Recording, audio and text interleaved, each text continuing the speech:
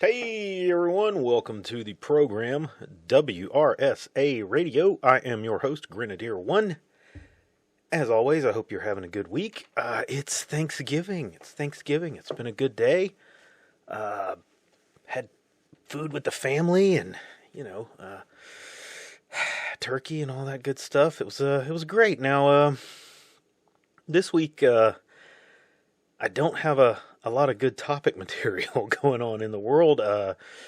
Elon Musk is still doing his thing with the Twitter, making people mad and firing people. Yeah, that's a thing. We have the World Cup going on over in Qatar, causing a lot of upset over there because of their laws and ignorant foreigners coming to visit, thinking that laws somehow don't apply to them because of soccer or football, as the rest of the world calls it. I don't understand that. Crazy. I know that it may be, but if you don't like the record of a country on human rights, maybe don't visit there just to see some sports match. Just throwing that out there. Not sure, why people think that they can go to other countries and just violate the law. Uh, and certainly they go there thinking you can somehow persuade their law enforcement to ignore orders from the top to shut down, certain kinds of political statements. But anyway, that's a thing that's going on. But we got all that going on. But honestly, those are boring topics to be quite frank. They don't move the ball forward in our lives. Really, they're interesting, but not really significant. That's kind of the way it is. I guess everybody's taking a break this week for the holidays. But anyway, so let's get in the spirit of the holiday and talk about what we're thankful for. Well, what I'm thankful for anyway. You guys will have to do your own version of this at home, but I will start by saying I'm thankful for my wife and son. I'm thankful for my family, and I'm thankful for my friends, old friends and new friends. I'm, meeting new people and whatnot. But and I'm also very thankful for you guys. Okay, you make the show fun to do and drive me to do better and make content for you guys every week. If it was not for you guys, I mean, I would still be doing the show, but I would not have it in me to do it every week. It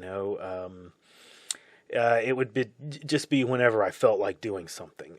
You guys drive me to put something out every week. Uh, you know, barring the few times that I've had to skip for just reasons that I just could not absolutely do something. But yeah, so now here's where I want to break things down and go into some different areas because what I'm talking or about to talk about might surprise you a little bit. I'm thankful for people who don't like the show, the people who complain and whine and tell me something is stupid or whatever. Thank you, really. I appreciate feedback. I really do. And even that includes the negative feedback. Like I said, there are some people who complain, and I listen to it and I take it into consideration. And if I can, concede that hey, they got a point, then I will consider changing something or adapting or what have you. But I appreciate that kind of constructive criticism. I've been creating for a very long time. I guess that's the trendy term these days is creator or creating, to encompass all kinds of media, all kinds of things. And I've been doing that for a long time. From the time I was a very small child, I drew pictures and people would tell me that they were good. And, I don't know if they were just telling me that or not, but I took it to mean that, um, you know, they recognized that I was able to create things from just inside of my head and put it down on paper. And as I grew up, more and more people would tell me, your artwork is good or whatever you're doing is good. But it was not until I got into serious art class as I got older and more, structured art instruction, art class, um,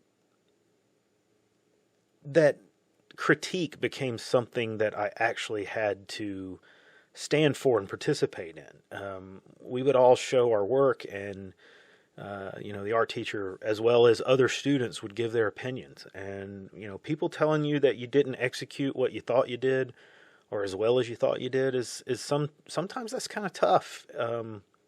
But it drives you to do better.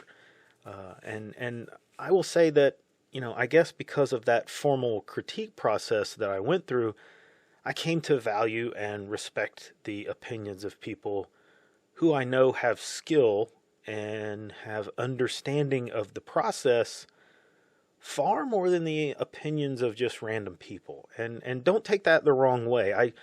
I absolutely appreciate input from random people who I have no idea what their knowledge base is, what their background is. Do they really know what they're talking about in what they're saying? But it's just that when you know that someone understands the craft, it means more coming from them. And let me kind of give you an example, or give you a little bit deeper explanation here. Over the weekend, I met someone at a thing that I went to, friend of a friend, and we started talking. And turns out this person has a background in welding. So I mentioned, well, hey, I went to school for welding, and I got a certification in light fabrication, and I worked for a while at a company as a welder many years ago. And so this turns into a conversation about the kind of things that you run into on the job, and problems and complaints and all these kind of things. And at the end of this, the person tells me, well, thanks for putting up with my conversation, because it had been a very long time since they had met someone else who was in that field and understood what they were complaining about. And I'm sure that there are a lot of people in various jobs like this where you just don't quite understand unless you've been in that position. And I think we can all relate to some things regardless of what jobs or trades or crafts that we're talking about, but there is usually something that is specific to what you do, what you are doing, that means that only someone who also does that would really understand it. So when someone that I know understands what I'm doing as a creator, gives me their input, their input means a little bit more. And I extend that to compliments as well, which is something that probably is a little odd for people to understand. But when the average person, compliments me on something I've done, it's great. I appreciate that, and I value that.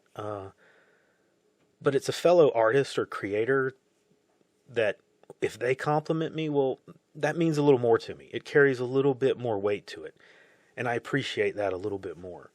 And I tell you this so that you can maybe think about the people in your own circles, people in your line of work or your hobby, your field, whatever it is, this thing that you specialize in, that nobody else or very few other people do. Only the people that work with you or work in your field would really understand.